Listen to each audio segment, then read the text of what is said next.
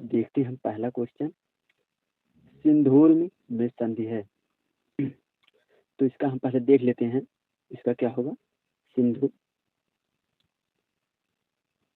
धन ऊर में कौन सा बड़ा ऊ रहेगा, ठीक, ऊर में। इसके में से लहर होता है, सिंधु एक नदी है, ठीक। तो इसका कौन सी संधि हो जाएगा। यहाँ देखिए छोटा ऊ और बड़ा ऊ मिल करके क्या बना रहा है, बड़ा ऊ, यानी कि दीर्घ अक्षर का निर्माण कर रहे हैं। कौन सा संधि हो जाएगा, दीर्घ स्वर संधि हो जाएगा। अब देखते हैं, खड़ी बोली हिंदी का विकास हुआ है मागधी अपभ्रंश से, अर्धमागधी अपभ्रंश से, सौरसौनी अपभ्रंश से या पचासी अपभ्रंश से। किससे हुआ है, अर्धमागधी। तो किससे हुआ है, तो हम देखते हैं मागधी से जो हुआ था, जो मगध क्षेत्र के भाषा थे, जैसे बिहारी आता है, भोजपुरी हो गया, ये सब इस तरफ के हैं, ठीक। और अर्धमागधी में पूर्वी हिंदी जो आते हैं, अवधी, बघेली, छत्तीसगढ़ी, ये आ जाएंगे।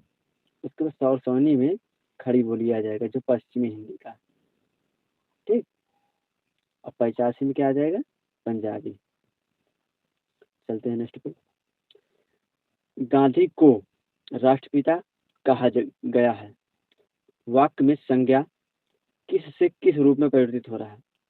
क्या व्यक्ति से जाति में परिवर्तित हो रहा है, या जाति से व्यक्ति में, या भाव से जाति में, या व्यक्ति से भाव में। इसमें क्या हो रहा है, जाति से व्यक्ति में। चौथा क्वेश्चन है, सरा ध्वनि का निर्माण किन किन अक्षर से हुआ है, ये बताना हमें। यहाँ देखिए, सा रा से हुआ है, या षष्ठी सा या रा से हुआ है, या बड़ा सा रा से हुआ है, या सरा धन आ से हुआ। किससे हुआ, सा धन रा से हुआ, ठीक। रमेश की पुस्तक पुरानी है, इसमें क्या है, पुस्तक क्या है, ये बताना है। पुस्तक क्या है, विशेष है। हम बताए थे अगले में, संज्ञा या सर्वनाम जो रहेगा वह विशेष हो सकता है। उसके अलावा यदि संज्ञा या सर्वनाम नहीं तो कतई विशेष हो नहीं सकता। किसकी विशेषता बता रहे हैं, पुस्तक की। जिसकी विशेषता बताई जाती है वो विशेष होता है। सही है पहला वाला। मेरे घर से आपका घर 5 किलोमीटर दूर है।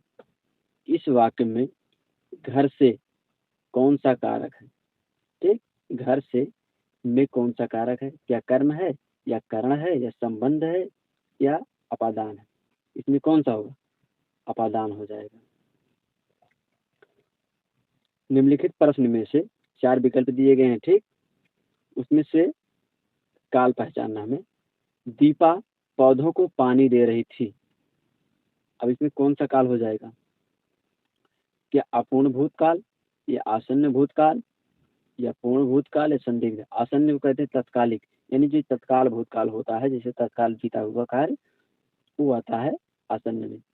अपूर्ण में जो कार्य पूर्ण नहीं हुआ रहता है वो अपूर्ण में आता है। संदिग्ध में जो संदिग्ध में संदेह में रहता है वो होता है। पूर्ण में जो हो चुका रहता है। दे रही थी, यहाँ पर बात क्या कर रहा है, दे रही थी, तो यहाँ कौन सा हो जाएगा, अपूर्ण हो रहा है। यानी कि वो बता रहा है कि पानी दे रही थी, एक अंतर में नहीं, पूरा हुआ कि नहीं हुआ, क्या हो जाएगा, अपूर्ण हो जाएगा। वह पढ़ता है लेकिन बात भी बहुत करता है। व्याकरण की दृष्टि रेखांकित, यानी कि रेखांकित में शब्द पहचानना है। क्या हो, कौन सा शब्द है, क्या क्रिया विशेषण है, या अव्यय है, या सर्वनाम है, या संज्ञा है। इसमें कौन सा हो जाएगा, अव्यय हो जाएगा। 9वां क्वेश्चन है, कटहरा शब्द का तत्सम रूप होगा। क्या कटहल होगा, या कड़वा होगा, या काष्ठगृह होगा, या कंठफल होगा। क्या होगा, काष्ठगृह। ये जो कटहरा है, यहाँ पर कटहरा में से कटहल मत समझना, ये जो है कटघरा का रूप है। कटघरा, कटघरा को ही क्या कहते हैं, कटहरा कहते हैं। अब यहाँ कटहल मत समझना। 10वां है, फारसी शब्द नहीं है इसमें से पहचानना। क्या देहात, सिफारिश, चश्मा, या तारीख। कौन सा फारसी नहीं है, तो यहाँ पर बहुत लोग मारेंगे देहात, लेकिन ऐसा नहीं। इसमें जो हो जाएगा तारीख होगा, यह जो है अरबी है।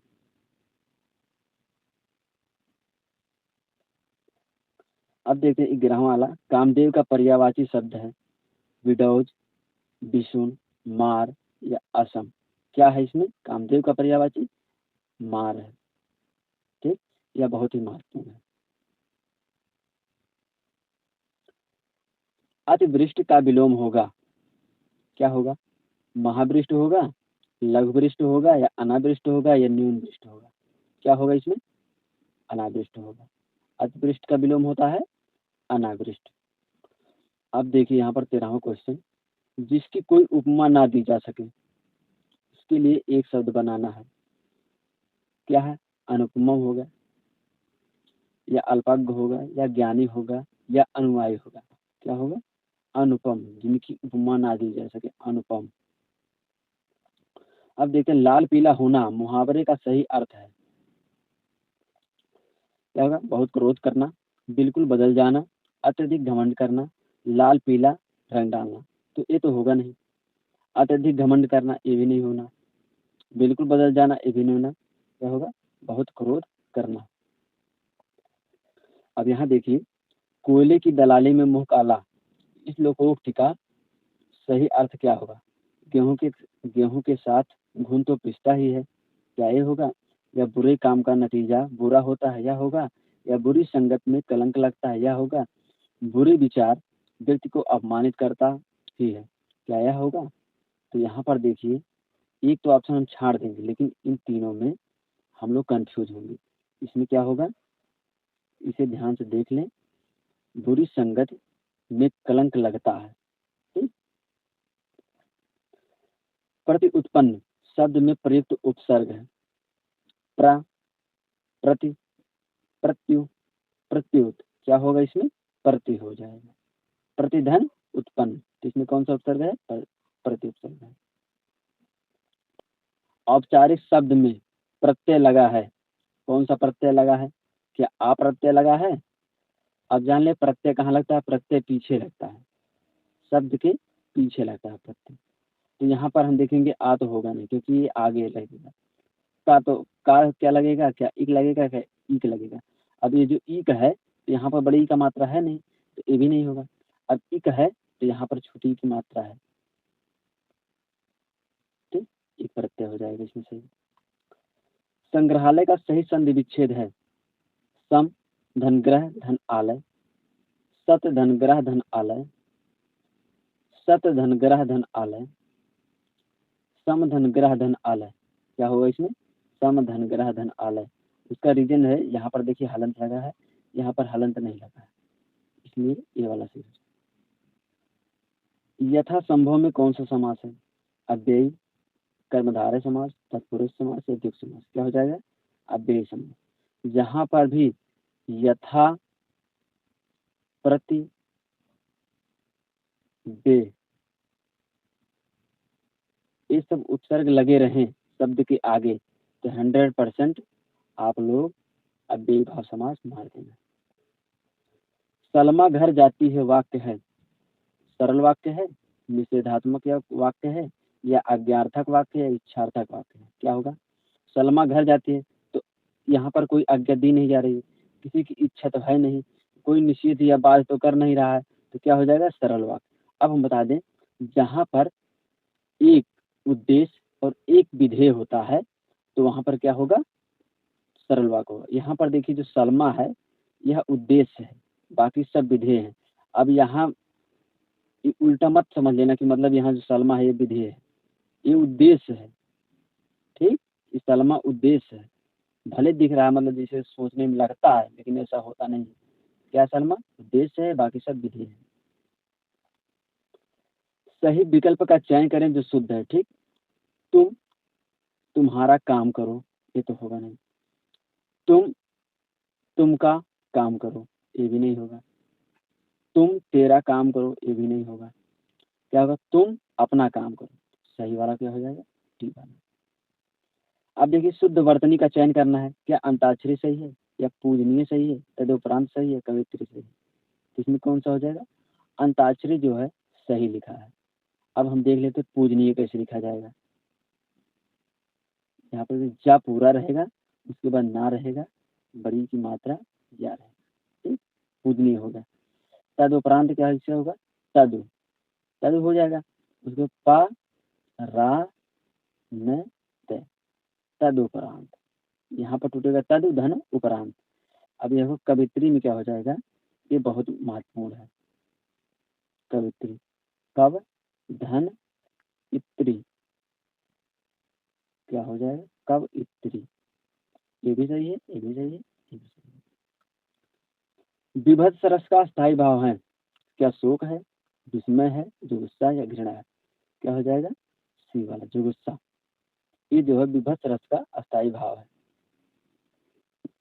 विभत्स में क्या होता है, घृणा की भाव उत्पन्न होती है। अब देखते हैं मंगल भवन अमंगल हारी, द्रभु सो दशरथ अजिर बिहारी।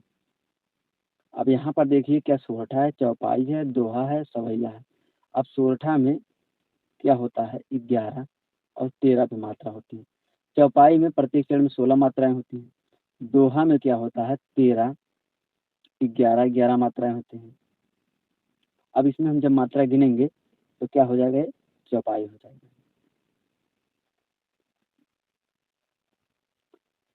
यहाँ देखिए तेरी बरछी ने बरछी, यहाँ पर बरछी है, उसके बाद यहाँ पर देखिए बर है। अब एक बर मीन से होता है एक प्रकार से जैसे बर वधु होते हैं, वो वाला बर जैसे दूल्हा।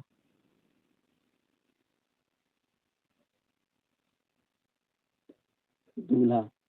और एक बरछी होता है एक प्रकार समझिए तलवार की तरह।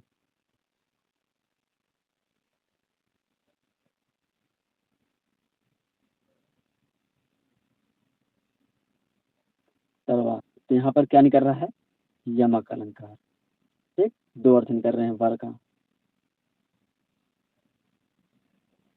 तुलसीदास द्वारा रचित रामचरितमानस में कितने कांड हैं, 7 हैं, 12 हैं, 5 हैं या 8 हैं, क्या हो जाएगा 7 कांड है। सबसे पहला कांड क्या है, बाल कांड है। पहले भगवान राम के बाल कांड का वर्णन है। फिर उसके बाद अयोध्या में क्या घटना घटी, जिस प्रकार जैसे उनके वनवास के समय क्या घटना घटी, जैसे कई 3 5 की थी उनकी माता, तो वो सब है अयोध्या कांड में। फिर उसके बाद अरण्य कांड में जब वो वनवास निकल जाते हैं, जंगल में कैसे बीता उनका। फिर किष्किंधा कांड के विषय में है कि जब वो सुग्रीव से मिलते हैं। ठीक, उसके बाद सुंदर कांड के विषय में है, हनुमान जब लंका में जाते हैं। फिर उसके बाद जब भगवान श्री रामचंद्र लंका में पहुंचते हैं तो वहाँ पर लंका कांड या युद्ध कांड उसे कहते हैं। फिर उसके बाद वहां से जब वापस आते हैं तो उत्तर कांड हो जाता है। क्या है, बाल कांड, अयोध्या कांड, अरण्य कांड, किष्किंधा कांड, सुंदर कांड, लंका कांड, उत्तर कांड। सबसे पहला कांड बाल कांड, सबसे अंतिम कांड उत्तर कांड है।